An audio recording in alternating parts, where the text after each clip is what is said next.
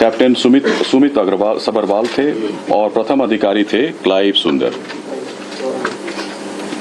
जहां तक विमान के पूरे इतिहास की बात है, विमान ने इस दुर्घटना से पहले पेरिस दिल्ली अहमदाबाद सेक्टर की उड़ान बिना किसी घटना के पूरी की थी। उसमें कोई रिपोर्ट नहीं थी। पेरिस से दिल्ली और दिल्ली से अहमदाबाद सेक्टर की उड़ान बिना किसी घटना के पूरी की थी।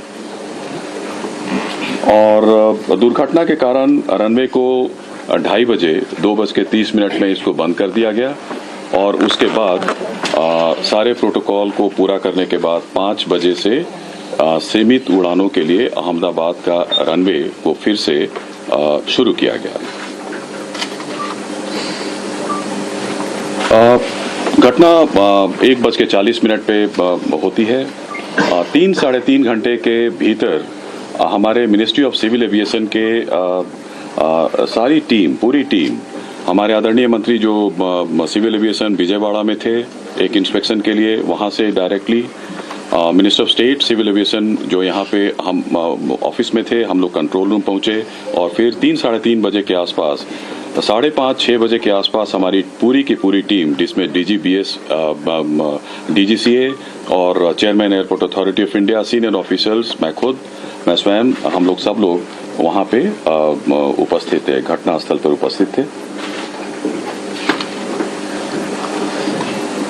तुरंत एक हमारे यहाँ जो हमारा नियंत्रण कक्ष कंट्रोल रूम जो है 0112461 और 9650391859 उसकी स्थापना की गई और जिसमें DGCA, BCS bureau of civil aviation security, CISF और एयरपोर्ट अथॉरिटी ऑफ इंडिया के it's a combined team which started functioning almost immediately. और अहमदाबाद हवाई अड्डे का आपातकालीन नंबर और एयरलाइन का जो हेल्पलाइन नंबर था उसको भी हम लोगों ने सोशल मीडिया और PIB के जरिए उसको हमने सबके साथ साझा किया। गुजरात सरकार के जो विभिन्न विभाग हैं, पुलिस विभाग है, fire brigade, medical and health services ने तुरंत राहत और बचाव कार्य शुरू कर दिया था। घायलों को अस्पताल शिफ्ट किया गया। वहां पे ऑफिसर्स लोग की तैनाती हुई। फायर ब्रिगेड ने वहां पे आग पर तुरंत काबू कर लिया था। कहीं कहीं से धुआं निकल रहा था, छोटी मोटी आग थी, लेकिन 6 बजे तक जब तक हम लोग वहां पे घटनास्थल पर पहुंचे मेधाड़ी नगर में, अहमदाबाद में, तो आग पर करीब करीब पूरी तरीके से काबू कर लिया गया था। तुरंत उसके बाद हमारा जो स्टैंडर्ड ऑपरेटिंग प्रोसीजर के अनुसार हमारा जो एयरक्राफ्ट एक्सीडेंट इन्वेस्टिगेशन ब्यूरो है ने उसी दिन विमान दुर्घटनाओं और घटनाओं की जांच नियम 2017 के तहत के अनुसार जांच शुरू कर दिया गया है और यह एक मल्टीडिसिप्लिनरी टीम है और पूरा घटना स्थल को सुरक्षित कर लिया गया है। हमारा फ्लाइट डेटा रिकॉर्डर, जिसको ब्लैक बॉक्स के नाम से भी जाना जाता है, वो मिल गया है। इन्वेस्टिगेशन पूरी तरीके से स्मूथली चल रहा है। जहां तक AIB दुर्घटना के कारणों और तकनीकी पहलुओं पर जांच करेगा, एक और हाई लेवल कमेटी का गठन किया गया है, जिसके बारे में सोशल मीडिया में भी हम लोगों ने इस तथ्य को साझा किया है। गृह सचिव की अध्यक्षता में इसमें केंद्र और राज्य सरकार के अधिकारी सम्मिलित हैं। यह कमेटी दुर्घटनाओं के कारणों के साथ साथ भविष्य में एविएशन से सेफ्टी और इसको कैसे एविएशन सेफ्टी को और सुदृढ़ और इसको कैसे मजबूत बनाया जा सके, इसकी अनुशंसा करेगी। I stop here and I request honourable minister civil aviation to address the press.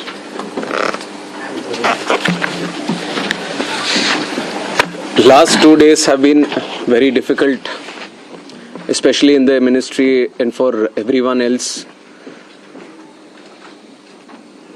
The accident that has happened near Ahmedabad airport shook the entire nation. And my deepest condolences to all the families who have lost their loved ones in the incident. I have also personally lost my father in a road accident. So to a certain extent, I can understand the pain and anguish that the family members are feeling. And in fact, it was a moment of shock right after we got to know about the incident. But even in that disbelief, I personally rushed to the site to oversee what needs to be done, what support needs to be provided. And that was the attitude of the government of Gujarat also. The attitude was the same from government of India and the other people at the ministry also. And once we rushed to the site, we already saw, this was just within hours of the happening of the incident. So once I arrived at the site, the government of Gujarat already put in the necessary rescue teams, the response teams from all the concerned departments were working on ground actively, trying to rescue whatever is possible, trying to cut down the fire and to move the debris so that the bodies can be sent to the hospital at the earliest. And with the timely response, things were able to move much faster than as was expected after looking at how the crash has happened at the site. And from the ministry, taking utmost seriousness of the incident, the Aircraft Accident Investigation Bureau, which was formed specifically to look into the accidents that happen around aircrafts, was immediately mobilized, and the GO team from the AIB, including 5 members constituting DG AIB, was also immediately rushed to the site to start the investigation process. And since day one, within hours itself, the AIB has started its process of investigation. And yesterday, they have added 2 more members to the investigation, one from the forensics team, one from the medical team. And they would be doing it in future also as necessary. Whichever expert is required, they will be adding them to the investigation. And one important update from the technical investigation, which is happening through the AIB, is the recovery of the black box yesterday around 5 p.m. from the site. The AIB team believes that this decoding of the black box is going to give a in-depth insight into what would have actually happened during the process of the crash or moments before the crash itself. So we are also eagerly waiting for what the results or the report is going to be once the AIB goes through its full investigation. And like I said, taking utmost seriousness of the incident and to further investigate into the incident and to look into all the theories or other information that is going around this incident, we felt it would be much better to have another committee also overlooking into this crash and also the safety. So yesterday I've announced it before only that we are going to form another high-level committee before. And immediately we have constituted the committee also yesterday under the chairmanship of Home Secretary. And like our initial thought, we wanted to have experts in the committee from various sectors and not less than any joint secretary level. So accordingly, we have constituted the committee. We have circulated the order also of the high-level committee which is going to investigate this crash. So like I said, the Home Secretary is going to be the chairman of the committee, Secretary Ministry of Civil Aviation, Additional Secretary from MHA, one representative from the state of Gujarat where the incident actually happened, representative from state Disaster Response Authority, Government of Gujarat, Police Commissioner Ahmedabad, DG Inspection and Safety from the Indian Air Force, DG BCAS, which is the Bureau of Civil Aviation Security, DG DGCA, Special Director from IB, and Director from the Directorate of Forensic Sciences Services. So like you see, the composition of the high-level committee involves people from various backgrounds, and the people we feel who can bring in a lot of expertise and value to the committee, which is going to investigate in a holistic way into the incident. And we have put a time limit of 3 months for them to sit down, talk to various stakeholders, and involve and discuss with any other important expert that is necessary as per their investigation. And most of the issues that you feel there need to be answers, the committee is also going to strongly pursue these things and will come up with their report. And on top of that, I would also like to say that we have a very strict safety standards in the country also.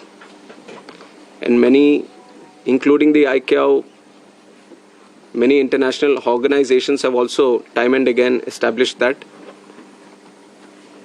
We do have a very strict protocol, robust protocol, which we follow every time. But even after, when the incident happened, we also felt that there is a need to do an extended surveillance into the Boeing 787 series. So from the DGCA, we have also given an order to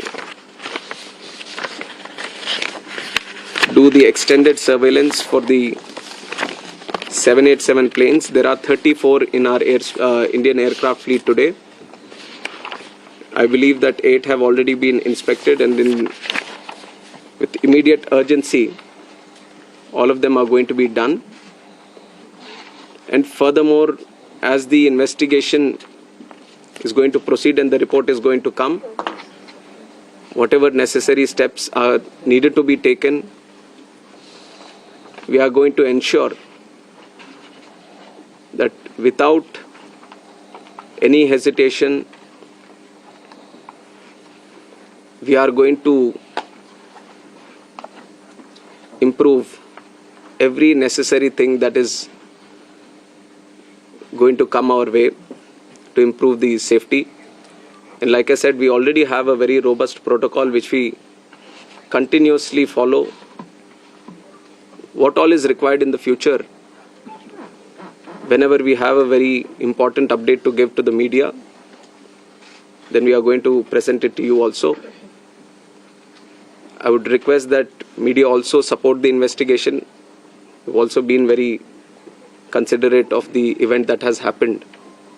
And in fact, the personal stories of the people who have lost their lives, it's very heart-wrenching to see the individual stories. It's a very difficult time, but I'm sure with the support that the country is giving to the families, the moral support that we are all trying to provide to the families, at least it is going to help them a bit to come out of this difficult time. And we have instructed Air India also to facilitate in the process of assisting the families of the passengers in whatever way is required. The DNA testing is also happening on one side so that the bodies can be identified and be given to the respected families. So the government of Gujarat is coordinating with that. They have been there on the ground since the time of the crash, and they have been facilitating with all the efforts, all the measures that are required from their side. So once the DNA testing is confirmed, the bodies are being given to the respected families. And we are hoping that process also gets finished as soon as possible, but the documentation and the procedure needs to be followed So according to the time that needs to be taken, we are ensuring that there doesn't be any lapse in the process or the protocol that needs to be followed. So currently we just felt that all the efforts that are being done, especially in the last 48 hours, we wanted to share with the media and through you to the country also. And I would like to reiterate that this was a very tragic incident, very horrific incident for everyone. And day one itself, you've seen that Honorable Home Minister also rushed to the site, the crash site, and then visited the hospital, interacted with the injured there, and also had a detailed review with the Ministry of Civil Aviation, Government of Gujarat, and all the other authorities which were involved. And within 24 hours, Honorable Prime Minister also visited and rushed to the crash site, got a briefing on what and how it happened, and held a very detailed review, went into depth on what needs to be done, how the relief measures or rescue efforts needs to be continued, which has given good guidance to all the efforts that we have been putting from our side also. And with this seriousness only, we are going to conduct the investigation. Any information that is going around this crash, any theory that is going around this crash, everything will be analyzed. And the high-level committee is going to do its own investigation, which is going to be independent of all the other investigations that are going to happen. AIB is going to be the technical side of the investigation, which will be very, very much core to what we are trying to do in finding out what exactly happened. And the high-level committee is also going to meet very soon. On Monday itself, they are going to meet. And they are going to try to finish the process within 3 months to get a consolidated report on this investigation. So it is with these points that I would like to end my press briefing today. No questions. Appropriate time we'll answer the questions. I think we just wanted to give an update. कुछ opposition के leaders No questions. medical students कितना नुकसान हुआ है We will keep giving you all the information. We'll keep giving you all the information. Sir, medical students बताएंगे उसका भी बताएंगे. All right, so you just heard Mohan Naidu, Union Civil Aviation Minister, detailing about the investigation into the plane crash tragedy, saying that AAIB, that is Aircraft Accident Investigation Bureau, is investigating this case on the technical side. On the other side, they have also constituted a high-level committee under the chairpersonship of Home Secretary, and it will include civil aviation officials, additional secretary from MHA, from Gujarat, director of IB, DGCA, BCAS, and forensic experts. And they've been asked to file their report as far as the investigation is concerned in the next 3 months. So this 3-month time has been given to this high-level committee. The Union Aviation Minister detailed about how the incident in fact took place, saying that the last 2 days were really tough for the nation.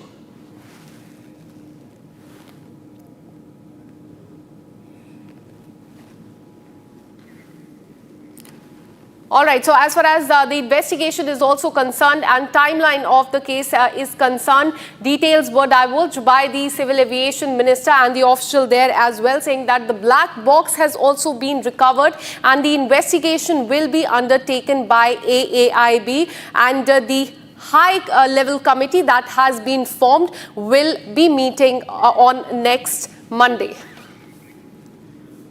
With this, we're taking a short break. After this break, we'll get you more details about the investigation in the plane crash tragedy. Stay with us.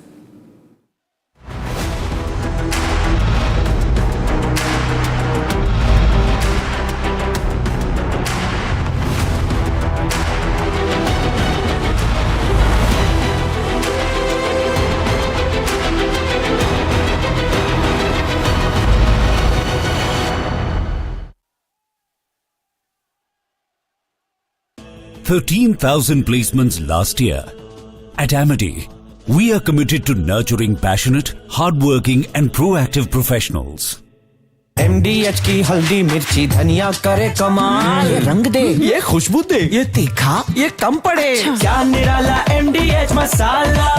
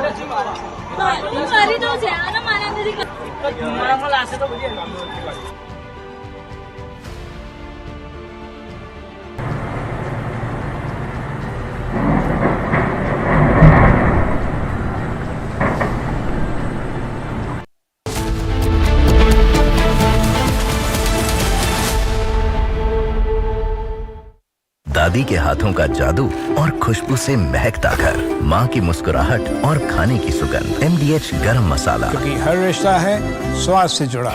विमल में गुलिस्तां की ये कुछ लजीज फरिश्ते, जब साथ घुले तो जी ललचाए और दिल कहे कि स्वाद की इस जुबान में खुद को ऐसा डुबाऊं कि निकल ना पाऊं। विमल की जुबान कुछ है ही ऐसी, मानते हैं ना?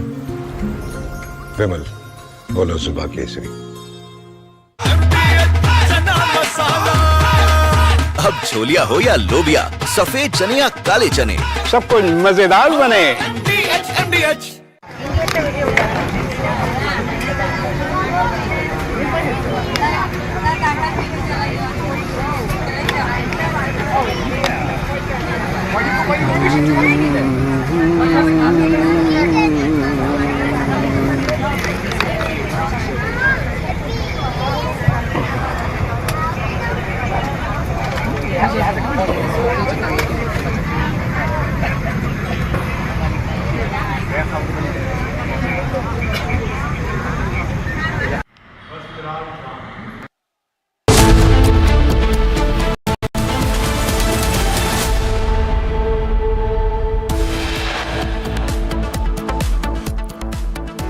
Aviation Minister Mohan Naidu said that the black box has been recovered from the crash site. An investigation team is decoding to unravel the exact cause of the crash.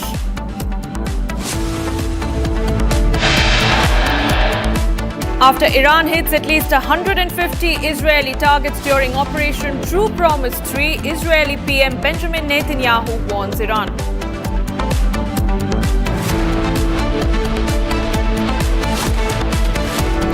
Israel launches another massive attack on Iran's nuclear facilities. Multiple sites hit, including Natanz and Isfahan nuclear power plant.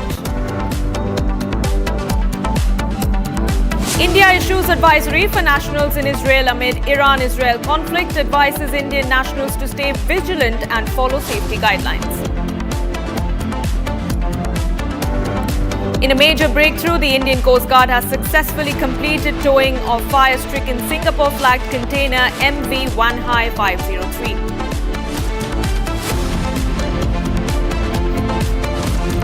India's Shubhanshu Shukla's Axiom 4 mission now likely on June 19th.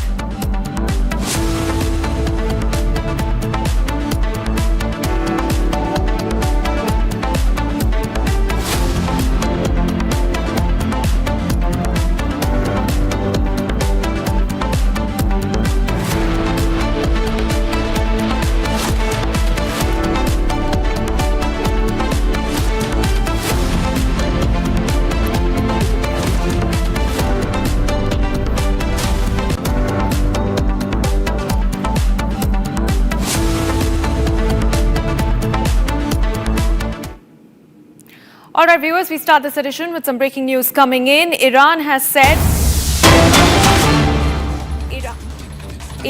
issued a fresh statement amid the ongoing conflict in the Middle East. Iran has said that on dialogue with the US over Tehran's nuclear program, he's called the dialogue meaningless after Israel's biggest ever military strike against its long-standing enemy, accusing Washington of supporting the attack. That is the latest piece of breaking news that we are getting in. This is a fresh statement that has been initiated and that has come in from Tehran. This is amid back-to-back missile strikes that were launched against Tel Aviv early this morning and last night. And the US, which has sought mediation in the conflict, has essentially warned Iran against any retaliatory strikes. But now Iran has issued a statement calling the US intervention meaningless, and this after Israel's biggest ever military strike against its long-standing enemy.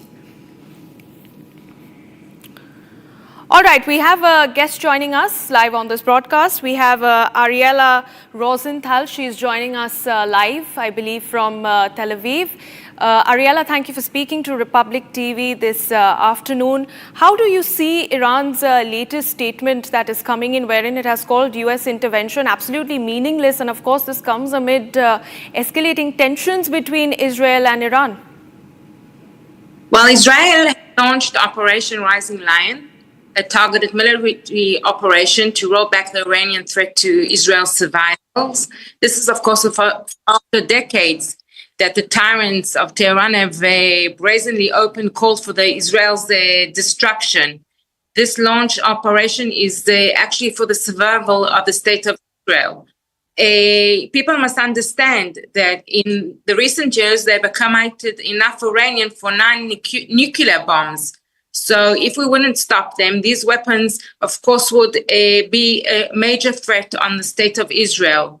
So people must also see that the strategy of the Tehran over the years and with the fall of the Hamas, the Hezbollah, has just shown that the proxy and the actual operation enrichment of the eating of the nuclear of Iran is falling. Just think last year, Iran fired 300 ballistic missiles on Israel. Each of these missiles carried a ton of explosives and threatened the lives of hundreds of people. So think now, if they could carry a nuclear payload and threaten more lives, we would not allow it. Regarding the intervention of the US, well, I know that they tried negotiations, and I'm sure that Israel sees that this is a life-threatening survival for the state of Israel, and we have the right to self-defense. And I'm happy that my government finally has launched against those who want to destroy Israel. Ariella, I want to continue staying with us, and I want to understand that, of course, I want to understand how you view Israel, the effectiveness of Israel's military strategy, because, of course, this is something that Prime Minister Netanyahu has reiterated time and again, that it's not going to sit back while it lets, Iran launch a barrage of missiles against its capitals. So how effective do you think Israel's military strategy has been, and what can we essentially expect next? Well, I know that, like we did in the Hezbollah, this is an outrageous, very unique operation.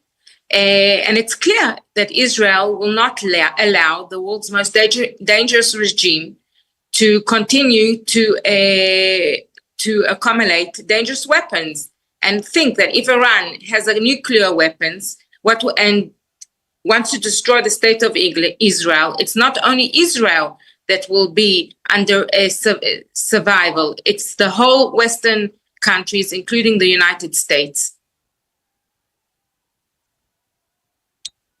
Yesterday, more than 300 missiles were launched on the state of Israel with ballistic missiles. People must understand that. What do you think? They were nuclear heads. What will happen to the survival and state of Israel? Yesterday, 3 residents in central Israel are killed by these missiles, and several have been injured. So this is only from a couple of missiles that they launched on the state of Israel. What will happen if there were nuclear heads? Well, I request you to stay on with us because we're getting in more breaking news coming in at the moment that on the afternoon of June 14th, I beg your pardon, in the morning of June 14th, sirens were sounded between 8:58 a.m. and 9:01 in Israel's Upper Galilee region following the launch of 2 UAVs towards Israel. And now these were successfully intercepted by the Israeli Air Force, according to a statement that has now been released by the IDF spokesperson, that the rocket and missile sirens were activated as a precaution due to concerns over potential debris falling from the interceptions. So this is a statement that has been released by the Israeli Defense Forces, and this after the Israeli Air Force and their air raid siren system successfully intercepted the Iranian UAVs, the visuals of which are now on your screens. These are visuals from Tel Aviv earlier this morning, and those are visuals of Iranian missiles that were launched from Tehran towards Tel Aviv being intercepted by the Israeli air defense system.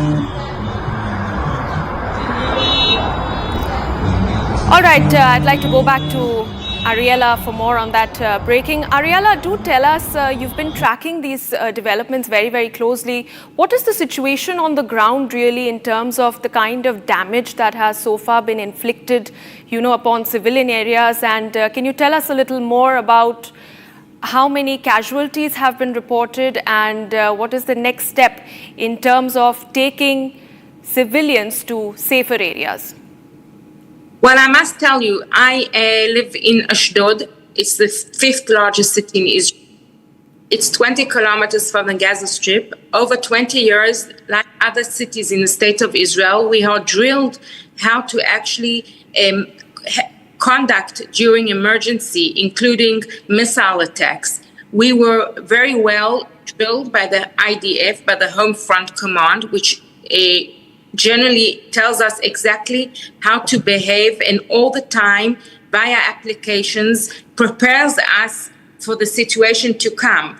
That means that on a Thursday, between the night of Thursday and Friday morning, we received via our phones, our cell phones, an announcement of the IDF that we must stay close to shelters. Why? We understand that the situation is very fluid and lucid, and then in the coming moments until hours, there will be a different situation because of the attack of Israel on Iran. So we are very well prepared. In terms of city management, we know how to drill. The city is very, very ready for such situations. And you can see that after yesterday, the numerous missile attacks and the conduct of the people of Israel that are very drilled, the casualties were very low because we are very well prepared. That means that yesterday, not all the households in Israel have shelters, bomb shelters, and people know that they have to enter a bomb shelter the moment that they hear the siren. There are some houses that don't have that. So they have other guidelines where to go and get prepared against these missile attacks. Yesterday, unfortunately, 3 people were killed due to the missiles that exploded, and there is destruction, mass destruction. You will not believe there are the houses, the streets are really, it's death hold. Right. All right, stay on with me because we have some more breaking news coming in now. Amid the escalating tensions between Iran and Israel, we're learning that Israel is in fact, Iran in fact has announced that its airspace will remain closed until further notice. That is the big piece of breaking news that we are getting in as we track this story very, very closely. And it does seem, viewers, that Netanyahu, while he had announced that Iran must prepare for the worst, is really sending out a very, very strong message to its enemy. And across Iran and Israel, while silence blare, emergency response teams have been activated across both the countries, and now we're learning that Iran has in fact announced a closure of its airspace until further notice. And Ariella, our guest, continues to be with us. Ariella, How do you read Netanyahu's strategy at this point? Because this is a statement that I'm reading out to you. Netanyahu had said that more is on the way for Iran. And now Iran is sort of gotten into a proactive mode. This could be a damage control measure amid, this back-to-back escalation in tensions. And now we are learning that they've actually gone on to close their airspaces. How do you see this escalation really moving forward? Well, I have full confidence in my government and in Netanyahu. And Israel has shown, learned the lessons of our history. When enemies vow to destroy you, believe me that the Israel will stop them, and so will my government and the IDF. I'm sure that they are well prepared, and I have full, faith in what do. I'm sure that the situation will escalate further. We are not dealing here with Hezbollah or with the Hamas. We are dealing with Iran, that has a very well. The world knows exactly how many weapons for mass destruction they have, and that they have vowed to eliminate Israel from the map. And I know that Israel will do, and today, as they have done before, know that we have to rise like lions to defend ourselves. What we are doing. Please, I must say that it's very clear to the world. We, as Israelis, have nothing to do with the Iranian people. We are dealing only with the Islamic regime that are once again wanting the destruction of the state of Israel. But if I can turn to the Iranian people, this is your time to get free from the regime, the Islamic regime, and come back to what was before 1979.